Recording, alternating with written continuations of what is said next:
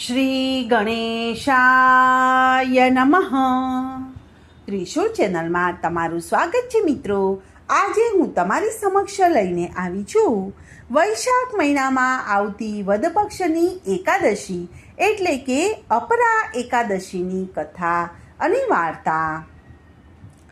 ધર્મરાજ યુધિષ્ઠિરે શ્રી કૃષ્ણ ભગવાનને પૂછ્યું કે હે પ્રભુ, વૈશાખ માસમાં કૃષ્ણ પક્ષમાં કઈ એકાદશી આવે છે તથા તેનું મહાત્મય સાંભળવાની ઈચ્છા થાય છે. ત્યારે શ્રી કૃષ્ણ ભગવાન બોલ્યા કે હે રાજન, આપે સૌના હિત માટેની ખૂબ જ ઉત્તમ વાત પૂછી છે.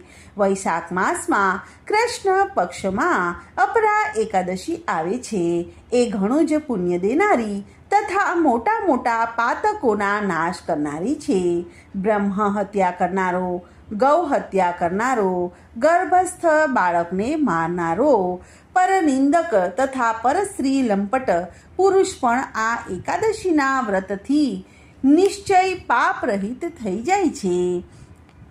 જાણ્યા વિના નક્ષત્ર ગણતરી કરે છે. કૂટનીતિથી આયુર્વેદિકને જાણકાર બનીને વૈદ્યનું કામ કરે છે. આ બધા જ નરકમાં નિવાસ કરનારા પ્રાણીઓ છે. પરંતુ આ અપરા એકાદશીના વ્રતના પ્રભાવથી એ પણ પાપ રહિત થઈ જાય છે.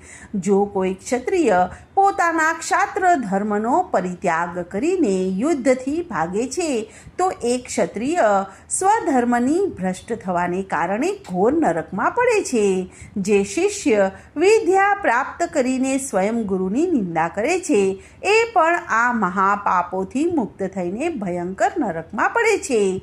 પરંતુ આ અપરા એકાદશીના વ્રતના આવા પાપી મનુષ્યો પણ સદગતિને પ્રાપ્ત થાય છે. જ્યારે સૂર્ય મકર રાશિ પર સ્થિત હોય છે એ સમયે પ્રયાગમાં સ્નાન કરનાર મનુષ્યને જે પુણ્ય થાય છે, કાશીમાં શિવરાત્રિનું વ્રત કરવાથી જે પુણ્ય પ્રાપ્ત થાય છે, ગયાજીમાં પિંડદાન કરીને પિતૃઓને તૃપ્ત દાન પ્રદાન કરનારા પુરુષને જે પુણ્ય પ્રાપ્ત થાય છે, બૃહસ્પતિ સિંહ રાશિ પર સ્થિત હોય ત્યારે ગોદાવરીમાં સ્નાન કરનારા પુરુષને જે ફળ પ્રાપ્ત થાય છે તે અપરા એકાદશીના વ્રતથી મનુષ્યને આવું જ ફળ પ્રાપ્ત થાય છે. અપરા એકાદશીના ઉપવાસ કરીને ભગવાન વામનની પૂજા કરવાથી મનુષ્ય બધાય પાપોમાંથી મુક્ત થઈ અને શ્રી કૃષ્ણ લોકમાં પ્રતિષ્ઠિત થાય છે.